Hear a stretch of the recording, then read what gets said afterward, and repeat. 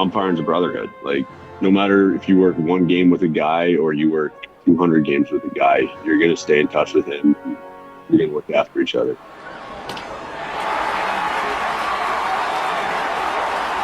Welcome to episode 374 of Alberta Dugout Stories, the podcast. I'm Joe McFarland. It's not every day that we go behind the plate for an entire episode, but we're doing just that with a trio of umpires. But first, the news headlines, and all eyes are on the World Baseball Classic. It'll officially get underway for Canada Saturday against Colombia. They played a couple of tune-up games at spring training this week, starting with the Toronto Blue Jays Tuesday, losing 10-7.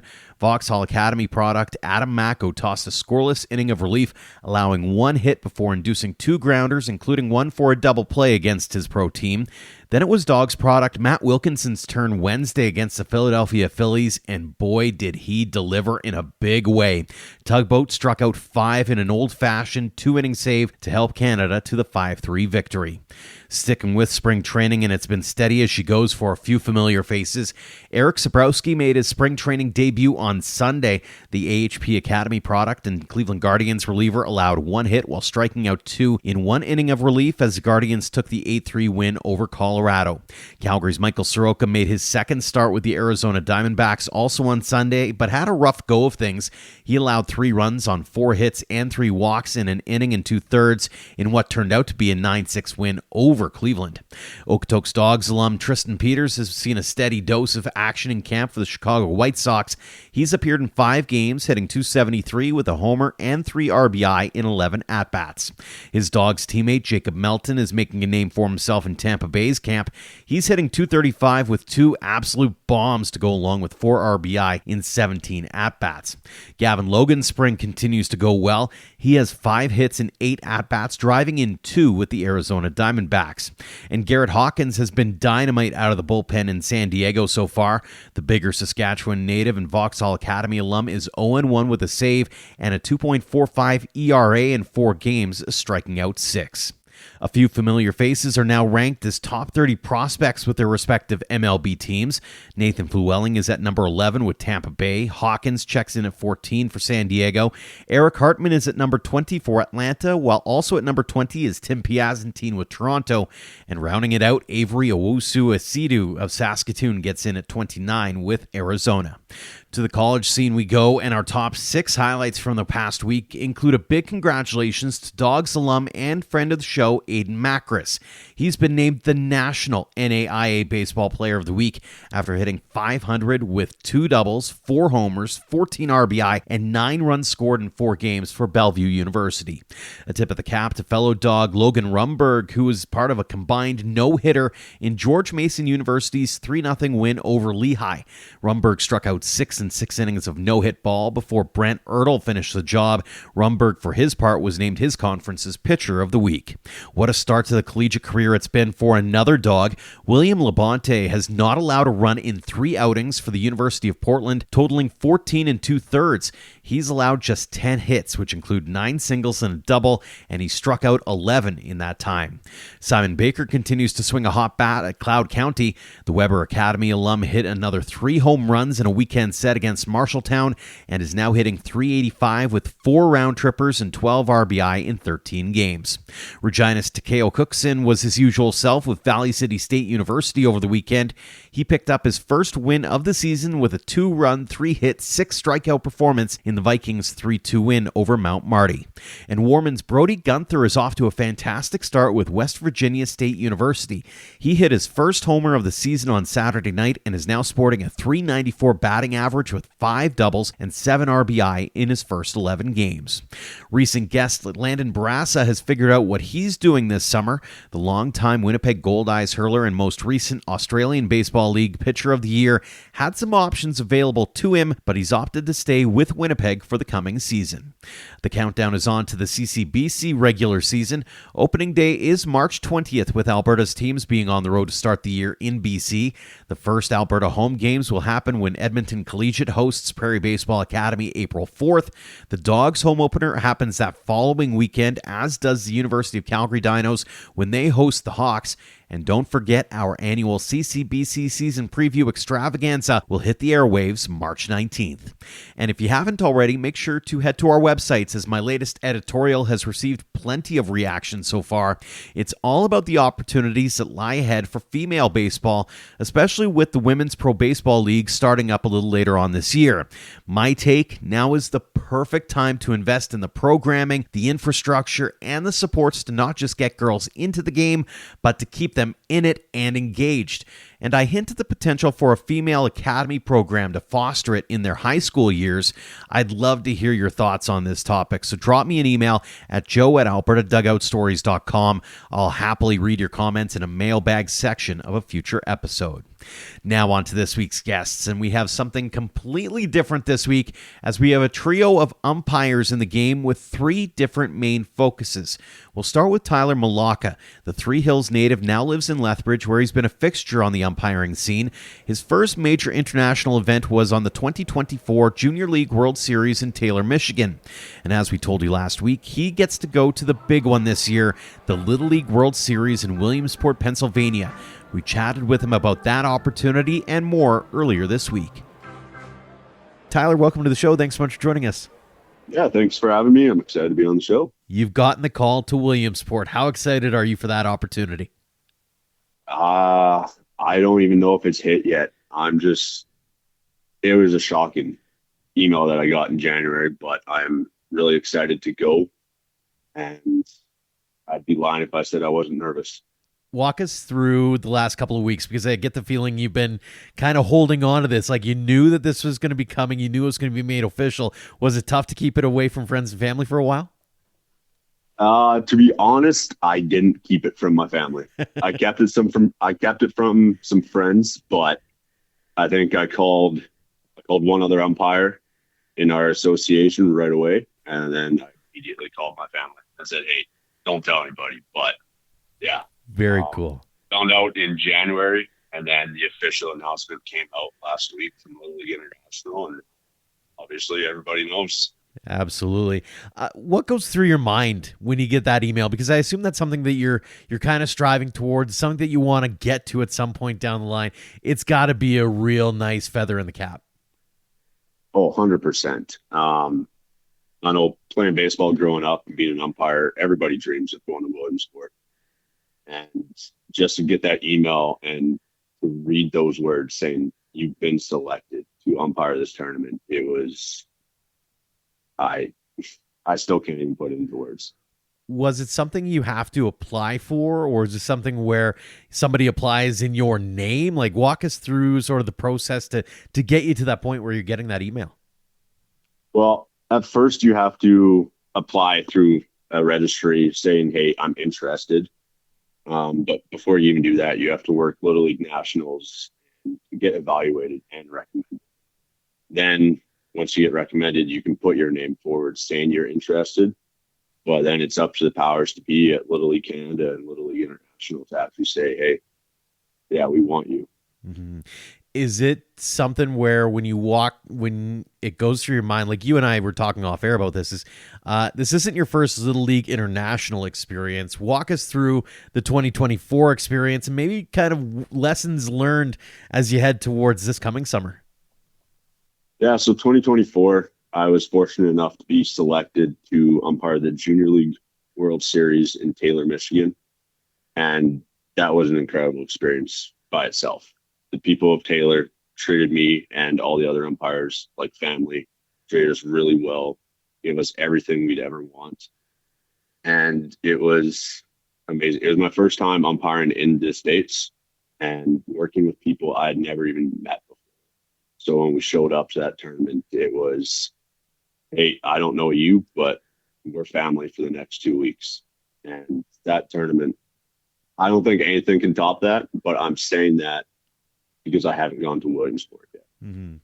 It's got to be one of those situations too, where you mentioned like your brothers and sisters for a couple of weeks. I assume you make some pretty unique relationships and friendships based off of just that short amount of time together.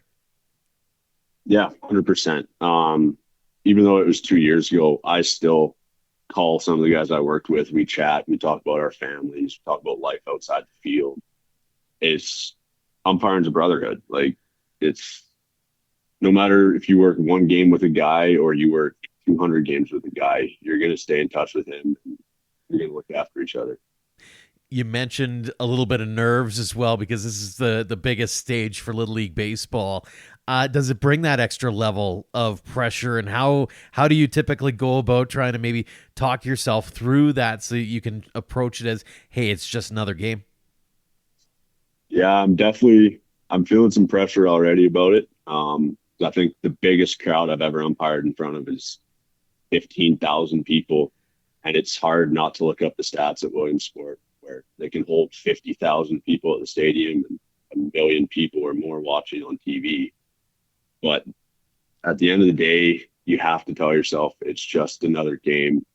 You have to try and block out the cameras, block out the noise, and just focus on that baseball coming in. Try to revert back to your training, back to basics of ball and runner. But it's easier said than done. So I guess we'll all see if I can do that in August.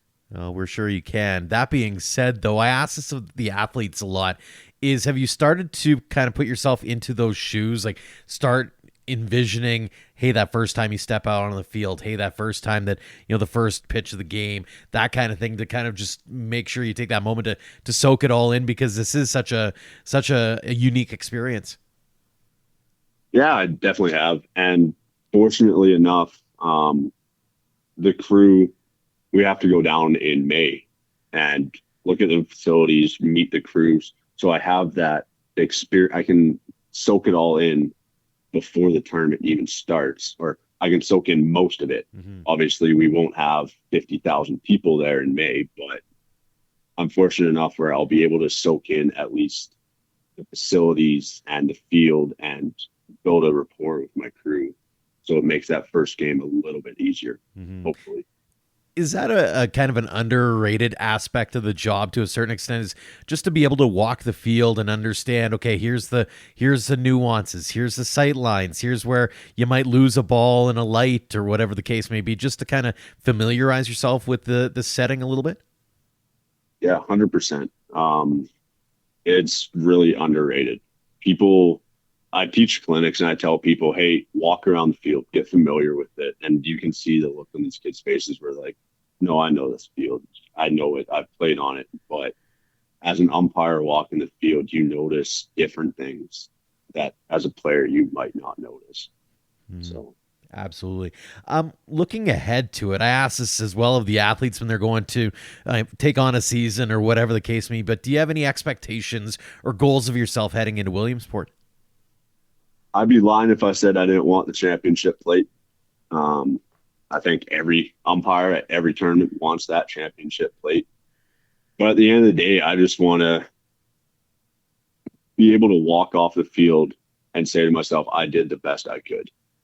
Whether the million people watching me think that or not, it doesn't matter. As long as I can walk off the field and at the end of the day say I did the best job I could, I'd be happy with that. It's a fantastic outlook for sure. Tyler, love getting into the baseball background. You mentioned you played the game. Take us back to the very beginning. How did you get into baseball in the first place, and who was it that turned you onto the game? Growing up in a small town of Three Hills, Alberta, I had the fortunate opportunity to play every sport that was available to me. Volleyball, basketball, baseball, track. But baseball really stuck with me. My close family friends was my baseball coach. And he knew, just like me, that I wasn't a very good player.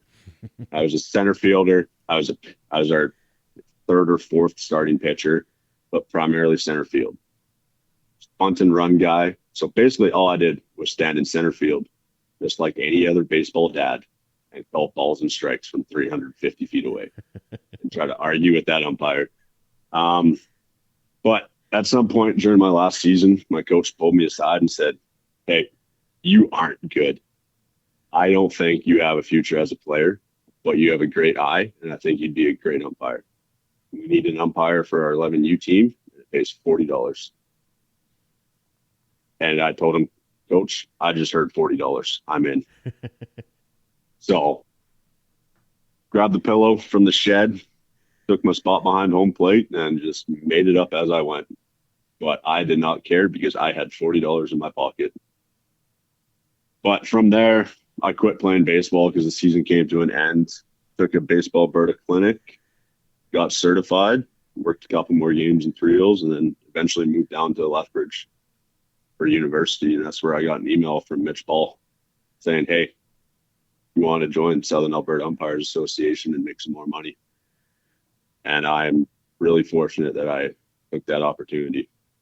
Was that something that was even on your radar growing up? Was like a lot of guys now, they see the writing on the wall. They're like, hey, I know the career is going to wind down. I want to get into coaching. That seems to be the obvious next step. Did you know pretty early on that, hey, maybe there's an opportunity here with umpiring? It wasn't even a flicker on my radar. I I was just a basic high school kid going to class, playing my sports, going to the gym. My plan was to go to university, get a degree, and use that degree and work for the rest of my life. Umpiring, I didn't even know I could do what I've done with it. Like looking back on these last 8 years is I'm shocked at what I've done with it. And I didn't know this. I could do any of this stuff I've done. Very cool. When you look back on it, is there a particular moment or game or situation where you almost had to take that step back and go, okay, this is pretty cool? Yeah. There's been a few of those, but I'd say the biggest so far is 2024 at that Junior League World Series. We had our crew assignments throughout the week. And then as we got closer to championship weekend, we knew that only 4 people could work that championship game. And those names came out. I wasn't expecting my name on there. So I looked at the international finals for my name. I didn't see my name. So I thought my tournament was done. But then everybody around me started celebrating and saying congratulations. And I looked at my name at that list and saw I was assigned to the championship plate of the Junior League World Series between Chinese Taipei and the hometown Michigan team. And I had to step back and think, wow, what did I do to get here? That's got to be something next level too, because it's one thing to have an international plate like that, but you've got the hometown fans kind of on your neck too. Was that a bit of a realization pretty early on too? It's like, okay, maybe I gotta step up my game even more because the level of scrutiny is just going to be insane in front of that hometown crowd. 100%. Luckily, I was fortunate enough to have a plate game for Michigan throughout the regular week. So I kind of knew their fan base a little bit. I knew their coaches, and the fan base was all the volunteers at the tournament. So I had a good, I'd say, off-field rapport with them. But heading into that game, I tried my best to block out that noise, but I swear the whole city of Taylor showed up to that game. And it was just a small field. I think like they were pulling bleachers in from everywhere. There was, I think, 7,000 people at that game, and I was like, whoa. No kidding. I stepped up, said play, and I was like, okay, this game's ending at some point, so buckle up because things are going to get wild for the next 9 innings or so. That's for sure. yeah. Looking back on it as well, I mean, we've talked about some of the good stuff. I'd be remiss if we didn't talk about some of the challenges. Like, what's been the biggest challenge or hurdle you've had to overcome over your umpiring journey that you're super proud of that you were able to accomplish? I'd say last year was a big hurdle for me. So last year I decided to pack up my car and drive from Lethbridge to Ormond Beach for Harry Wendelstedt umpire school. And that was 4 weeks of living in a hotel, learning from the best umpires in the world, and trying to get into pro ball. And unfortunately, I didn't clear that hurdle. I didn't get into affiliated ball, but I did end up getting into a partner league called the Pioneer League, which is based Montana, Utah, Idaho, Colorado. And that was a big hurdle for me. I learned a lot in the summer. There's a lot of ups, mostly downs, but that's life. Hmm. You can't learn without having a few downs. So Is that yeah, what? when you my first game of the Pioneer League, managers come up to the plate. The first manager I shook hands with was none other than Troy Percival. So I was like, okay, this is real now. That's got to be something else for sure. On that note, though, it's all in that journey, and it sounds like part of this is, hey, I want to get to that next level. Is that sort of where the dream is now? Is let's see what we can do at the pro level, and let's see if we can become maybe the next Canadian to step foot behind the plate in an MLB game. Yeah, it's definitely been a dream of mine. I tried chasing it last year. Unfortunately, didn't get selected, but that dream's not dead. So I'm going to take it 1 year at a time right now. I'm going to go to Williamsport this year and do my best and try and chase that pro dream again next year, right Uh, at the end of the season. Absolutely. I remember asking Brent Radlinski this when we had him on the show a couple of years ago. And is there one call that haunts you? Maybe it's one that you got right, but you second guess all the time. Or you're like, man, I can't believe I got that one right. Or maybe on the flip side, it's one that you got wrong, and you're just like, man, I can't believe I got that one wrong. Is there one that kind of sticks out in your eyes or sticks out in your mind that makes you go, man, things could have been a little bit different on that one? There's a lot. I'd be lying if I said that didn't happen almost every game. Um, Umpires aren't perfect.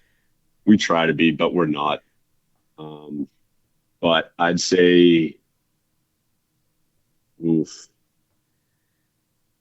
there was one. I had a game in the Pioneer League this year where I had a little bit of a trigger. The situation happened where it could have been diffused by just calling time and talking to people individually, but I tossed some people, and that bit me real quick because a game went from 0 to 100, and I had to stay up till about 3:30 in the morning typing up reports. It was a little throwing incident. The ball got a little too close to the batter. Tensions were rising, and I pulled the trigger and tossed the pitcher. And then the benches cleared. It was not fun to deal with. But Those are the calls where you go, you got to act in the moment, right? And yeah, deal with repercussions after the fact. yeah. And as Brent Radlinski says, one call is good, two calls is bad. But I made the one call and I had to stick with it. I can't revert back and have two calls. So I had to stick with my gut, right or wrong. We Mm-hmm. have to stick with it and eat it sometimes. Absolutely. And to your point earlier, umpires are human beings, and that's one of the pieces that I want to bring about with this show is, hey, you know what, this is it's sometimes a thankless job, and this is an opportunity for us to thank the umpires as well for all they do, because we've got a couple of other guests coming up on the show a little later on as well. A couple more for you, Tyler, before we let you go. First off, and we ask this of the athletes too, is for those young kids or even those adults in your case who might want to be looking at being an umpire or an official, and they might be on the fence about it, or they might be thinking, having second thoughts about it. What's that one piece of advice or those words of wisdom that you want to impart upon them? I'd say, honestly, just start umpiring. We are the only people in the game, at least in Alberta and Saskatchewan, we're the only people that get paid. And we get paid to have the best seat in the house for some of the best baseball in our area. It doesn't matter if you're working Little League, Baseball, Alberta, American Legion, or even if it's just a sandlot game. At the end of the day, it doesn't matter what crest is on your shirt. The only thing that matters is that we have umpires. Because without umpires, it's just a practice. So I'd say if you're thinking about starting to umpire, reach out to the local people in your area and figure out how you can get into it. Give it a It's a shot. great way. Yeah. Like I paid for university umpiring. It's a great way to put some money in your pocket and have the best seats, the best game in the world.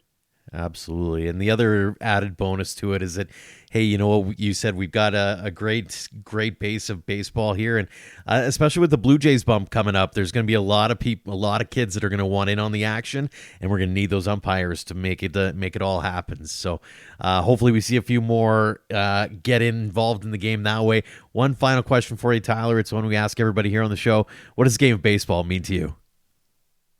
It means everything to me right now, literally and figuratively. I mean, ever since starting my umpire career in Lethbridge, I have been thrown into it. I've become treasurer, assigner, umpiring anywhere like up to 180 games a year. But it's just, it means a lot to me because it doesn't matter what's going on in my life. Once I walk into that field, my mind is clear. I just know for the next 2 hours, I have to put my sole focus on this game, and it blocks all the rest of the exterior noise out. So it means a lot to me, actually. I'm curious as this follow up to that one. I know I said last question, but it kind of No, you're brought good. this on here. Um, Yeah. what's it mean to you to be able to give back to the game in this way? I mean, it's something that you grew up wanting to play. Here you are making an impact on it and having an impact on a game that a lot of kids are now chasing and looking at the dream and saying, "Hey, I want to do that one day as a player," and you have a direct impact on that. Yeah, it makes me like I feel good about it. I teach Little League clinics in the Lethbridge area and Southern Alberta area, and I see these kids. All of them are players. They mostly come to the clinics just because their parents force them to. But I see them play the game they love, and I see their goals and aspirations. And then some of them are just like me, where their coach will pull them aside, say, "Hey, you're not good," and then I swoop in and say, "Hey, you can still stay in the game as an umpire."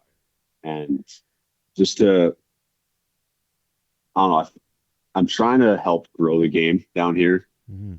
Sometimes it feels like I'm winning, sometimes it feels like I'm losing, but I just want to try and grow the game of baseball in Southern Alberta and expand that You're and doing find and tell kids that there's more to the game than just playing. Tyler, congratulations on the call from Williamsport. Congratulations on all the success you've had as an umpire. Continued success as we head towards the 2026 season and beyond. And again, thanks so much for joining us here on the show. Thanks for having me.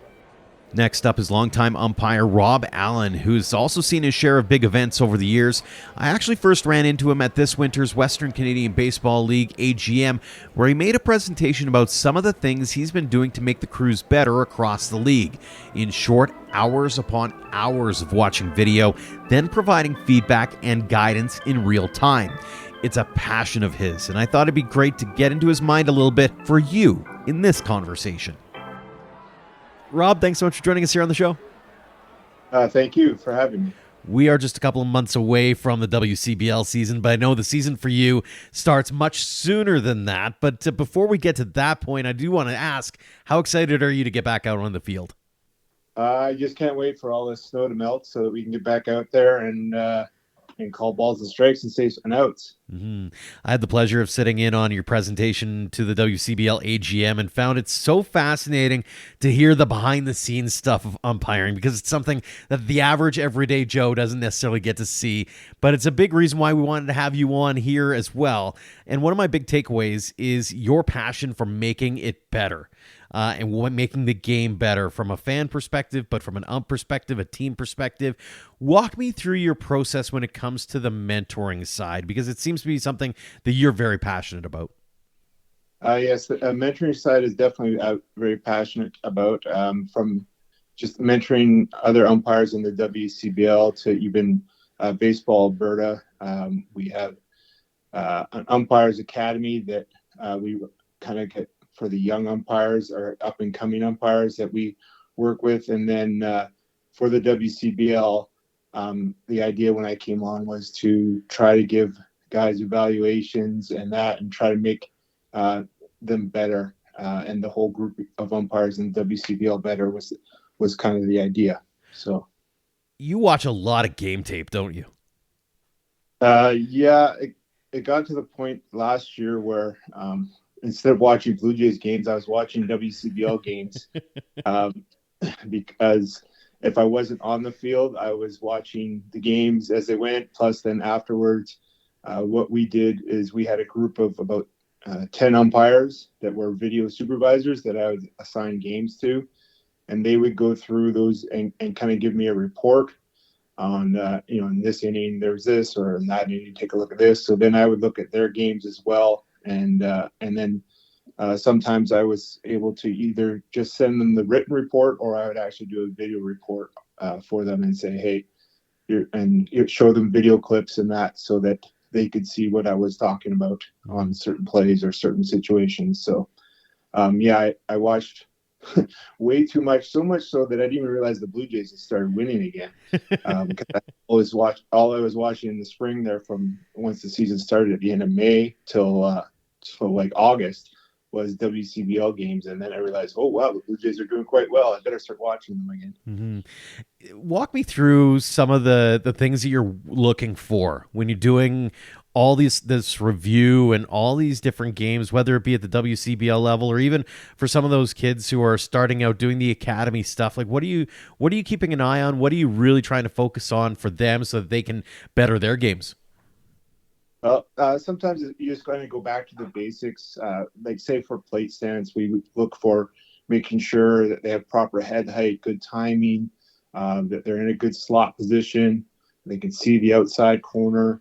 On the bases, especially in the WCBL, we use 3-umpire system. So we're making sure that the coverages are correct and that guys are going to where they need to be on the bases. So it's a little bit different hand and plate and base, but yeah, it's a lot of focus, at least in the WCBL, and 3-umpire system mechanics, because some of the guys don't get to do a lot of 3-umpire mechanics. They do 2-umpire through the year. And so understanding the 3-umpire system is important for the WCBL. And then, like I said, for the plates, just going back to the basics, especially if I see that maybe an umpire is say struggling through the game, just go back to the basics, make sure proper head height, proper timing, proper use of your eyes and stuff like that. So. Mm-hmm. I found the conversation about the strike zone to be super fascinating during that AGM, because you have the managers who are pitchers and the managers who are hitters, and there's always that deciding factor of, is the plate too small for pitchers or is it too big for hitters, and vice versa. You brought up a really interesting point about how you call it when it's close, when it's on those edges.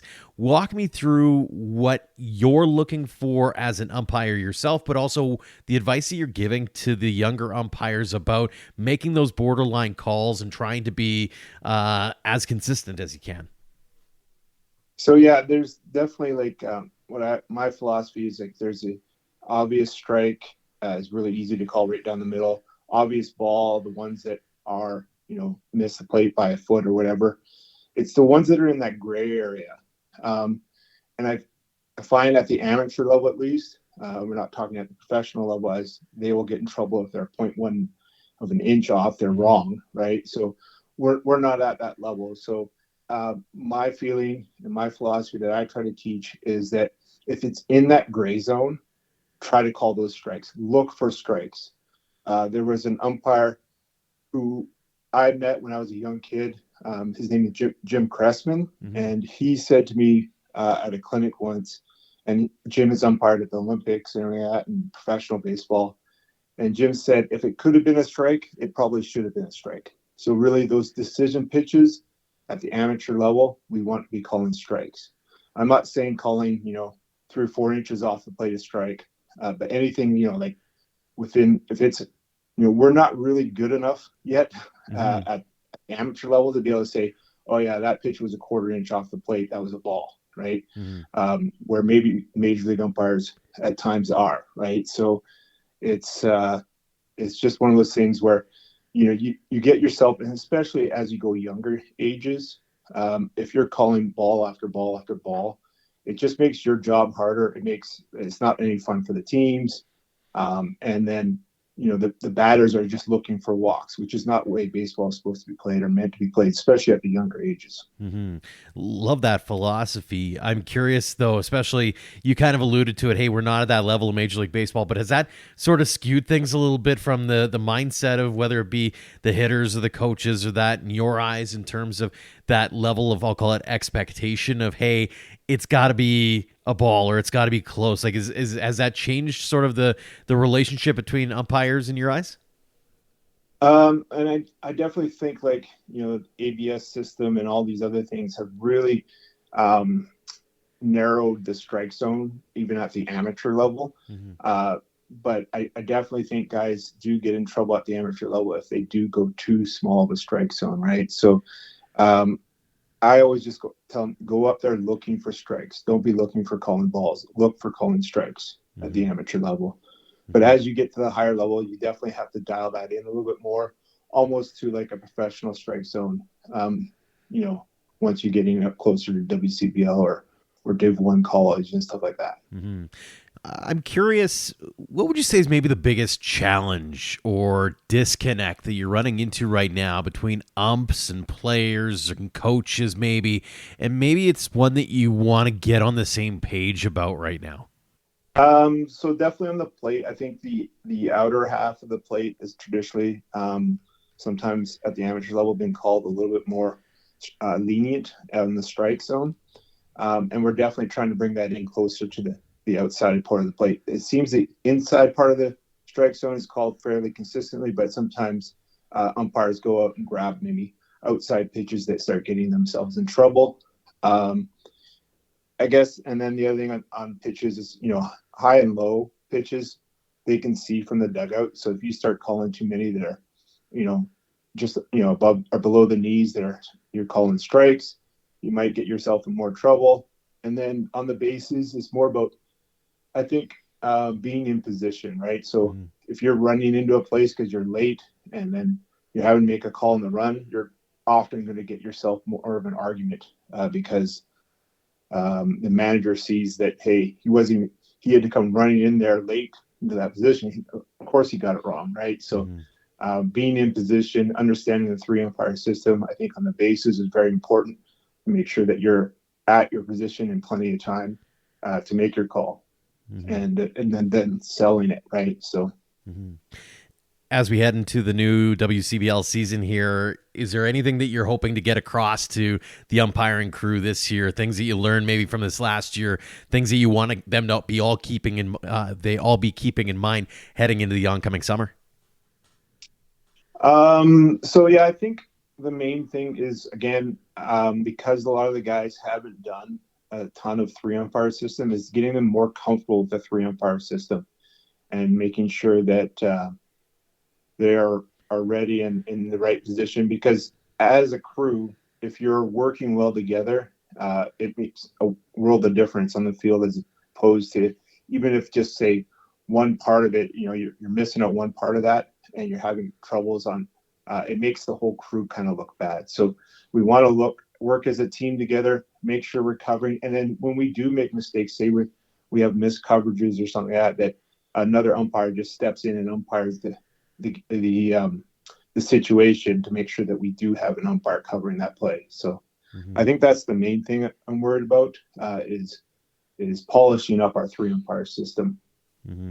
Not a bad spot to be in by far, because I mean you could be working with two or one. So really, Rob, I love getting into the background story as well, and so let's get into that for a little bit. How did you get into baseball in the first place, and maybe who introduced you to the game? So I started umpiring when I was 10 years old.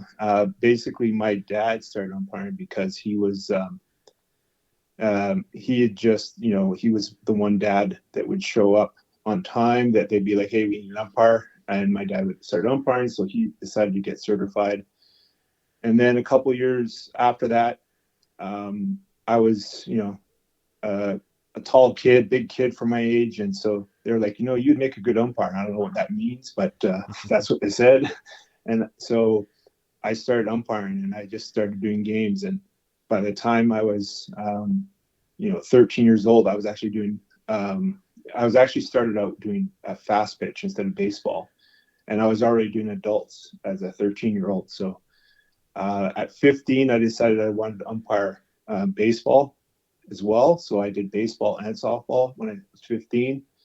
And then by the time I was 17, I realized how much I was enjoying doing baseball more, and that I wanted to possibly get a career as a professional baseball umpire, and I wanted to go to professional umpire school. So I decided to switch just to baseball.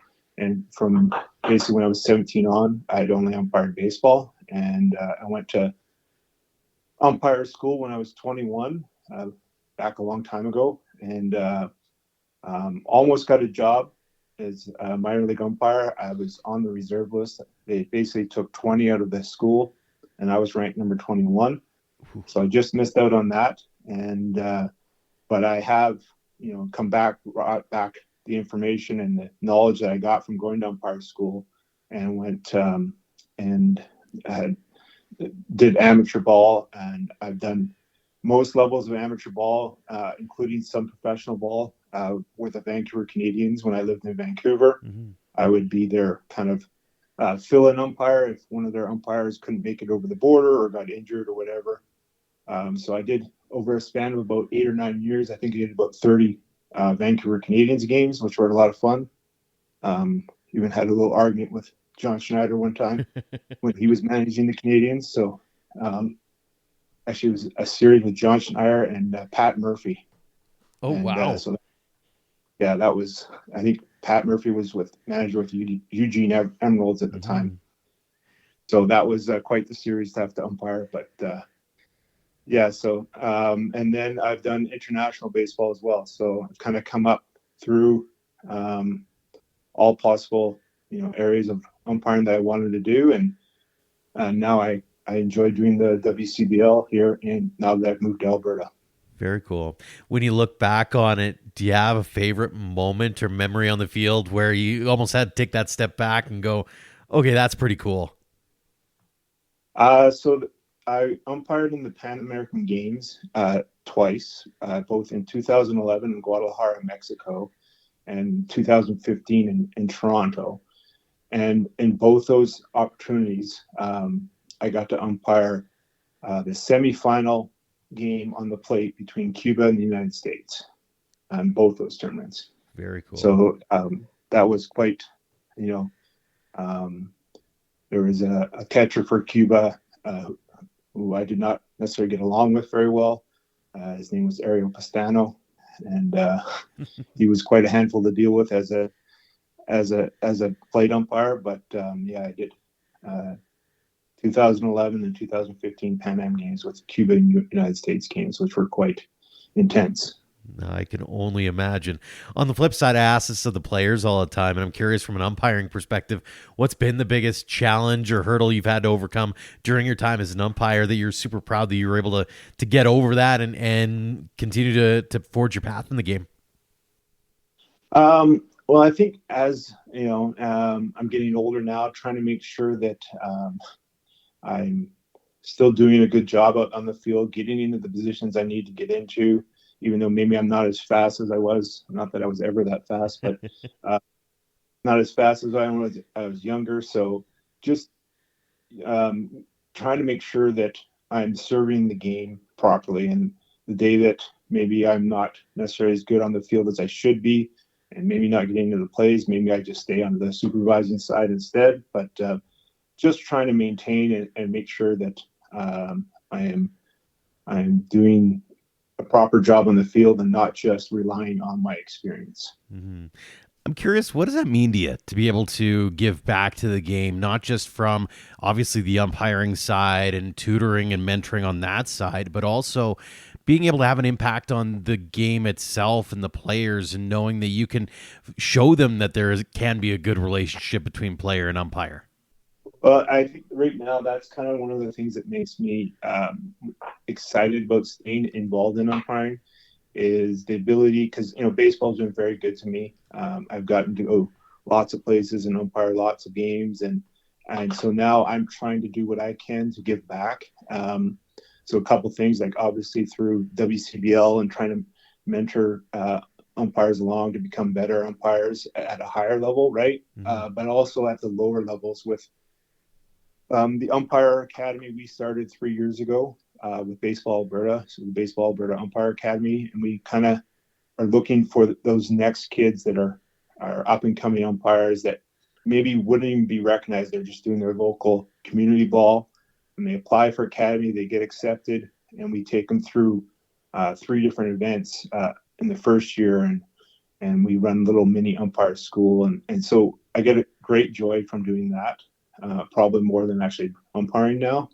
And just seeing these guys kind of, even from one weekend where they came in on Friday, not knowing what, calling some balls and strikes before, but not really knowing what they're doing. And then we take them in the cage, work on their stance.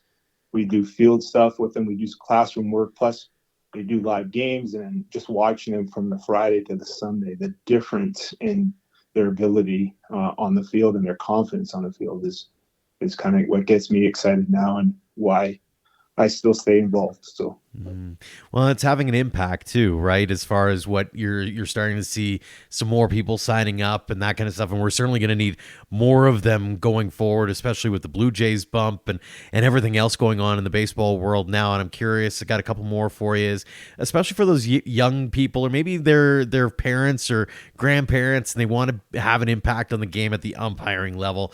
What's that one piece of advice or those words of wisdom you'd love to impart upon them to maybe push them over the edge to go, hey, give umpiring a shot?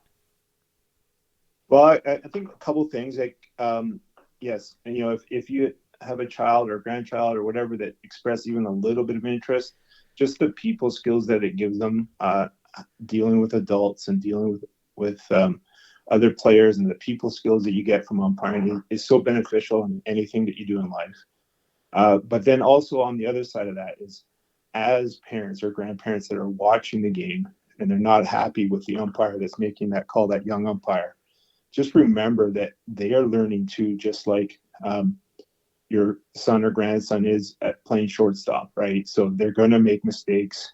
We all make mistakes, even at the professional or major league level. But just try your best to just remember that, and that that's the only way we can develop these umpires, is maybe even putting in some games where, they're, because of the shortage of umpires, that they're actually maybe not quite ready for.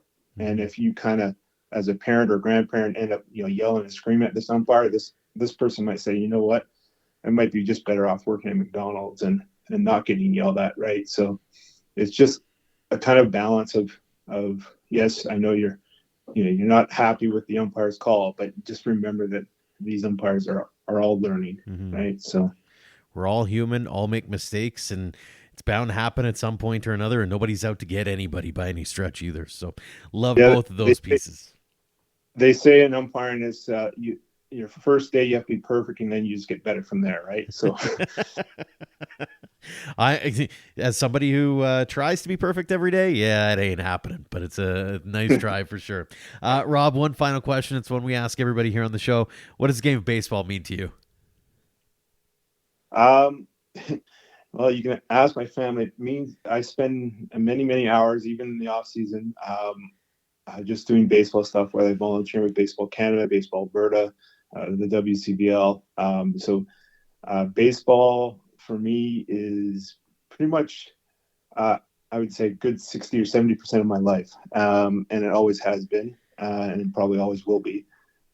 So yeah, it's just, I can't say enough of what it's given to me, the enjoyment that I've had, and I just go out and enjoy working the games, or like I say, enjoy watching other umpires and see if we can make them better. So, well, we've enjoyed getting a little bit of a snapshot into the art of umpiring through your eyes, Rob. Again, congratulations on all the success you've had to this point. Continued success as we head towards the 2026 season and beyond. And again, thanks so much for joining us here on the show. No problem. Thank you very much. And we'll wrap things up this week with Baseball Alberta umpire supervisor Brandon Strocki. An umpire himself, he's getting himself ready for what promises to be a busy baseball season, made even busier with the Blue Jays bump. With more players comes more teams, and more teams means a bigger need for the boys in blue.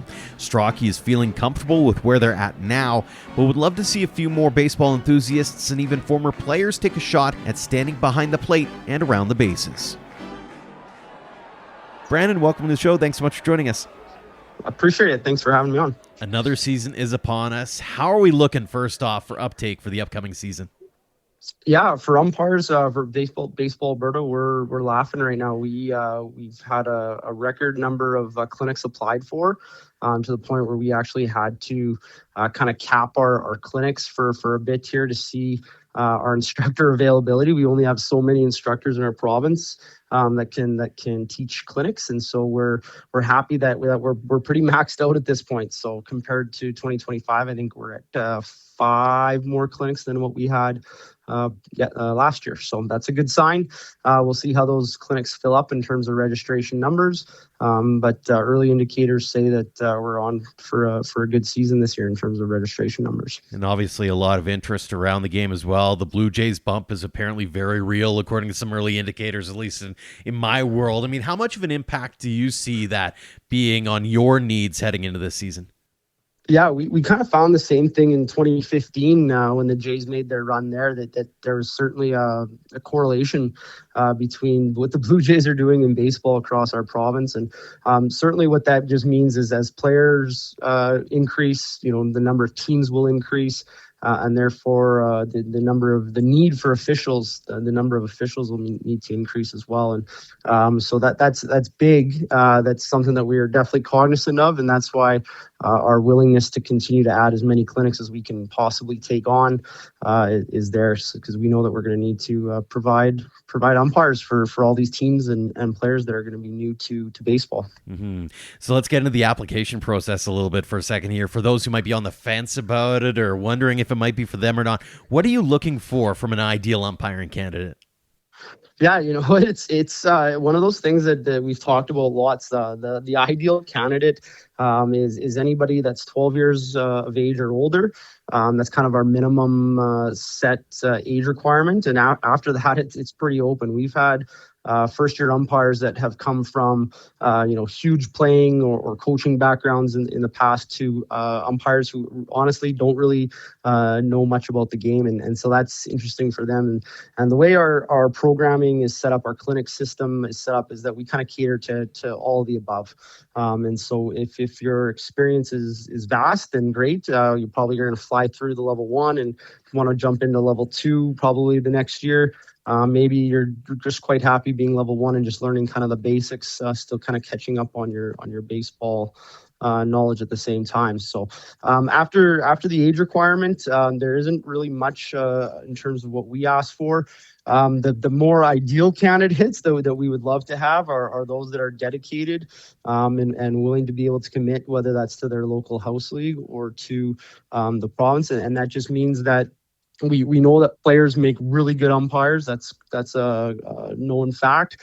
But we also know that players have limited availability to umpire on very few off nights. And so we often find players or umpires that were former players often seem to work out the best, or maybe umpires that play but maybe at a reduced playing commitment, and that allows them to umpire a little bit more. That's probably our ideal candidates. The other ones that we really like to see and that seem to do quite well is old people who have been in the game maybe 10, 15, 20 years ago and have taken a break and are excited to come back. So that's another good clientele demographic that we try to hit up as well. Mm-hmm. Male, female, doesn't matter. That's another one. So we're trying to increase our female umpire numbers in the province, and trying to do some programming around that as well in the future. So yeah. I know you've made quite a good headway when it comes to different training and programs to keep the folks engaged and learning, so retention stays solid as well. Give us a bit of the 411 on some of those opportunities that you've been trying to make available for those who are wanting to not just get in at the ground level, but also stay with it for a while. Yeah, so one of the really exciting new initiatives that we ran, this will be its third season in Alberta, is the Baseball Alberta Umpire Academy. And so this is a select group. It's got a little bit of a narrow focus, but our payoff has been huge so far, where we're taking anywhere between 8 to 12 candidates per year to enter in, and it's through an application process. And again, we're looking for umpires now that have had at least a year of experience, at least 16 years old, just to kind of have a groundwork that we can start from. And then we are putting them through 2 to 3 events throughout the summer of really intense umpire training. So the first one is often in start of June. We see them and we work with them on the field. They do live games. They get then off-field instruction as well. We have some of our best instructors working with them throughout that weekend. Then they often go to a provincial championship where they just work games and get some feedback off the field. And then we have them come to one of the events that Baseball Alberta puts on, like the Rawlings Cup at the end of August, which again, they're getting bullpen training, they're getting field work, they're getting live games as well, all at the same time. And so it's what like a clinic, but a little bit more advanced and a little bit more intense. And we've had tremendous results coming out of that with the people that have gone through it, their advancement and their ability to move from level to level, or just their skills have just gotten tremendously better throughout their season. And so we've actually been able to put last year our first Umpire Academy graduate to a national championship, which is kind of every umpire's ultimate goal, is to be able to attend a Baseball Canada National Championship. And so our first Umpire Academy graduate went to one last year. So we're excited about that. Mm-hmm. It's kind of cool, too, in the sense that you get to see the game at a different level and get to travel all these different places that, as a player, you kind of dream of going to a Canada Cup or go to a national championship or whatever the case may be. Like, this is a way for some of those, especially the players who have maybe aged out or don't see a path of playing per se, but now they've got that opportunity to keep giving back to the game as well. I talk about that a lot. I had the fortunate opportunity to go to a senior men's national championship as a player. That was the only national championship I ever attended as a player. And as an umpire, I've been to 7 or 8 now, and 2 as a supervisor. So the provinces I think that I've been able to do baseball in kind of range. I think I'm only missing 1 or 2 now in all of Canada. So yeah, there's definitely opportunities for travel and that kind of stuff. Yeah. As someone who's been around the game for as long as you've been, how gratifying is it to give back to the game in this way? And not just from an umpiring perspective, but obviously from that mentoring and organizing perspective, and make sure that games are happening at the grassroots level, et cetera, et cetera. Yeah, I think the grassroots is a big piece. We have everybody wants to do the high performance baseball, and there's certainly some really good baseball in our province and opportunities to do that. But I think when we look at the overall bulk of what baseball is in our province, our commitment to the grassroots is super important. And so to be able to kind of see not just like, I guess coaches probably have the exact same feeling as from their players as they move on, but to see our umpires start off as level ones in local communities and then slowly advance and go to the next level and the next level, and then all of a sudden you see them at a national championship or in an evaluation clinic, and you go, wow, that umpire's career's really advanced. And I've been fortunate enough to be a part of a couple mentorship groups that have mentored some young umpires, and now they're in their late 30s or early 30s, and we're excited to see how their careers have progressed. No different than umpires did that for me. And so I think there's definitely something about giving back to the grassroots, and because that's where we all start at some point. And I think that's really important that we continue to focus on mentorship to bring umpires along. Mm-hmm. Speaking of the journey, let's talk a little about yours in particular. How did you get into baseball in the first place, and maybe who introduced you to the game?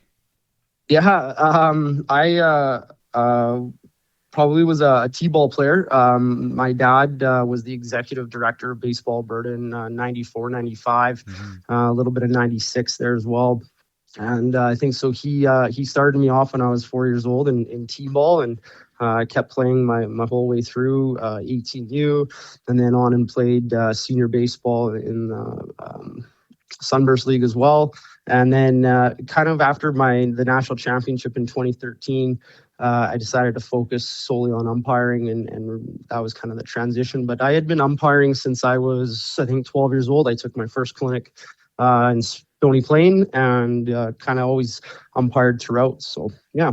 What was it about the umpiring side that made you go, I want to chase that, versus a lot of guys now, they see the next future wave as being, hey, I got to get into coaching? Yeah, I don't know what. That's a great question, actually. A lot of people have asked me that, and I question that about some of our other good players that we've gotten the bug in them about umpiring, and what would make them what would convince them to follow umpiring versus coaching. I think I was involved in coaching basketball, high school basketball and junior high basketball. I just wanted something a little bit different, and certainly when I was younger, it was about making money. That was a big piece of it, and then I think I just fell in love with the different perspective of the game, and I caught a little bit as a player, and so always having good rapport with umpires is a big piece, and kind of the fraternity too that we have as a group of umpires is huge, and met a lot of really good lifetime friends through umpiring, and so I think that was something I wanted to continue doing. Mm-hmm. When you look back on the young career to this point, any favorite memories or moments where you had to take that step back and go, okay, this is pretty cool, I never would have expected this out of the umpiring world? Yeah, for sure. So many. Probably most recently last year, doing the Blue Jay Showcase Academy in Rogers Center there in Toronto. That was super cool. You walk off the field for the first time, I guess, walk onto the field and you go, holy smokes, this is pretty cool. And then when it's the last game, you might not ever get an opportunity like that. And there's not too many umpires that do get that opportunity. So you take a chance to just kind of take it all in and go, yeah, this was pretty neat. Couple senior men's national championships have been awesome to work. Canada Games in Winnipeg, that was really neat to work at the Goldeye Stadium. And then a couple opportunities locally too that we've had with some of the college summer college baseball teams, whether it's been the Riverhawks or the Edmonton Prospects in the past. There's been some pretty neat opportunities to work playoff games and things like that as well for them. When you go back to the showcase for a minute, just because I've got it on my bucket list of things that I want to go see and do in the baseball world at some point down the line, but especially as somebody who gets to see the talent up close and personal like that, how would you grade the talent that you get to see out there? Because there's been some real players out of this country in the last few years. Yeah, it was awesome. Funny to talk about that. We were working first base. I was working first base one night and didn't really know a ton of the names per se, but the kid was warming up on the mound, left-handed pitcher, and you could say, okay, he's got a little bit of pop. And the first base coach came to me and said, like, this is the guy, like this is the face of the tournament. Turns out I think the guy's been committed to Vanderbilt University for a couple of years, and I can't remember the name off the top of my head, but yeah, and you go back and see kind of all the names that were on the roster, and you go, oh, this guy's a commit, this guy's projected to be a draft pick in the first couple rounds. Okay, like big time talent for sure, and you get to share the field with them. That was pretty neat. Absolutely. Out of curiosity as well, we talk a lot about the failures of the game or the challenges of the game, because baseball is a game of failure. What's been the biggest challenge or hurdle you've had to overcome in your umpiring journey that you're really proud of yourself for being able to kind of push through? That's a good question. I think two things. I take a lot of pride in what I've done on the field for sure, and I think managing playing all those years and still maintaining the ability to umpire and stick with it, I think that was really important. I think just trying to also manage life and still be super passionate about umpiring, that's very difficult to do, and I'm sure there's just other sacrifices that I've made and areas of my life maybe that I've neglected to make sure that umpiring stayed a priority. But certainly also very proud of the kind of the work that not only myself, but the whole umpire committee's done in the time that I've been provincial supervisor, and kind of our growth. And I don't know if that's organic or natural, or if it's some little policy decisions that we've made that have maybe enticed umpire growth and our work with Baseball Alberta.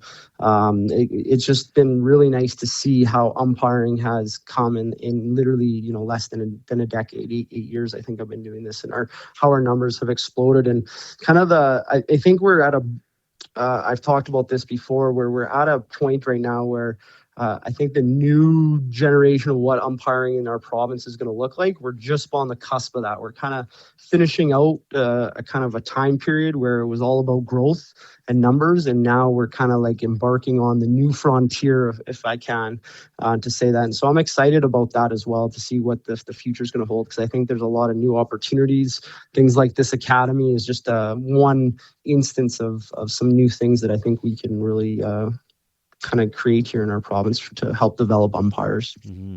Let's talk about that for a second, because you and I were talking off air about sort of the idea of especially the retention side. And there's a lot of guys and gals who will maybe sign up or that kind of stuff, but it's about keeping them along and being able to maybe allow them the bandwidth to be able to do a little bit more, or to expand their horizons a little bit. Walk us through sort of the mindset of that next generation, I guess, of Baseball Alberta umpiring, and what you'd like to see so that it goes from a sheer numbers game to a numbers and quality game. Yeah, for sure. I think level one, if you were to go through, it's really based for grassroots umpiring. That's what we've done it, so that an umpire can feel comfortable doing 11 and 13U baseball in their local house league. And then we really want to get them at least into a level 2 program, where now they feel comfortable doing some AA baseball at those same age groups, maybe some 15U AA. And then our level 3 program is where we really want our umpires that are going to be working at the AAA level to be at. And so the more we can advance these umpires, the more opportunities that are going to be provided to them.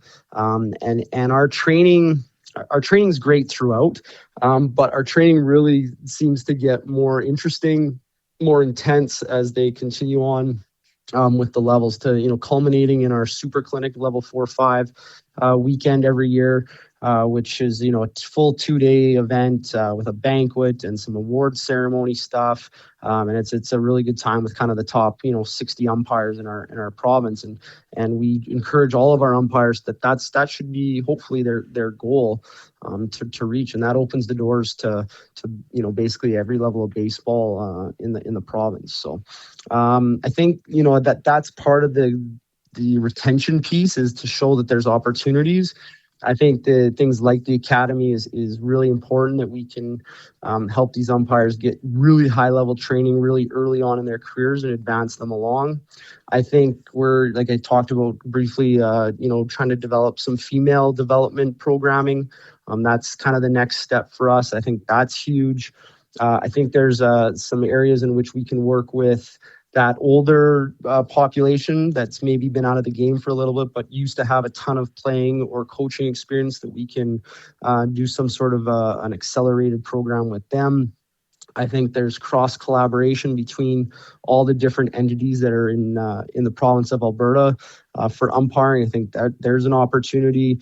There's just a lot that we're going to try to provide in the next few years. At least that's what I think of the new frontier being, that really encourages umpires to want to stick with it and provide them with new opportunities throughout their careers. Mm-hmm. So let's open that door a little bit. A couple more questions for you. First off, yeah, you bet. For those young kids or maybe those adults who are looking to become an ump or an official for the first time, what's that one piece of advice or those words of wisdom you'd love to impart upon them? Yeah, I think stick with it. I think that there is so many life skills that get taught from officiating, not just baseball and umpiring, but just officiating in general. And so if that's a young 12, 13-year-old, I think there's a lot of things in terms of, body language and conflict resolution, all different skills that can be applied through life, that if they stick with it and they don't get discouraged over, tough situations where they're maybe in an intense game and the pressure gets to them, they should relish in that, just like players should relish in those opportunities and those moments. I think umpires, there's so much that they can get out of umpiring if they're willing to continue to put into. And I think that's the biggest thing. What you put into this, you'll certainly reap and sow the benefits of down the road for sure. Love that for sure. And the final question we ask everybody here on the show, Brandon, what's game of baseball mean to you? A lot. It means a lot. I've talked about this with people, and I'm trying to, as I age a little bit, trying to really not tie my identity to the game. I think that's probably healthy. That umpiring and baseball is something I do, not who I am. But I'd be lying if I said that for a large majority of my life that is exactly what baseball's been.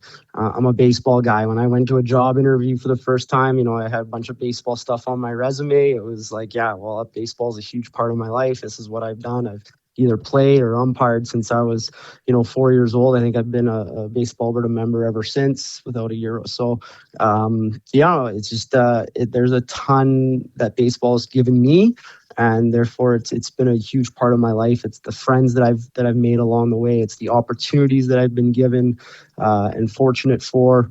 And now it's definitely time to repay that forward for sure for other people to have those same opportunities and gain the same benefits that I did from the game for them, for somebody else. Because I think like I said, I think the game gives you back what you put into it. And so I hope that we can give other umpires the same opportunities that I had for sure. Well, that's certainly been something of a theme that we've developed over the course of this program and through this interview as well. Brandon, really appreciate you taking a few minutes to dive into the world of umpiring in Alberta.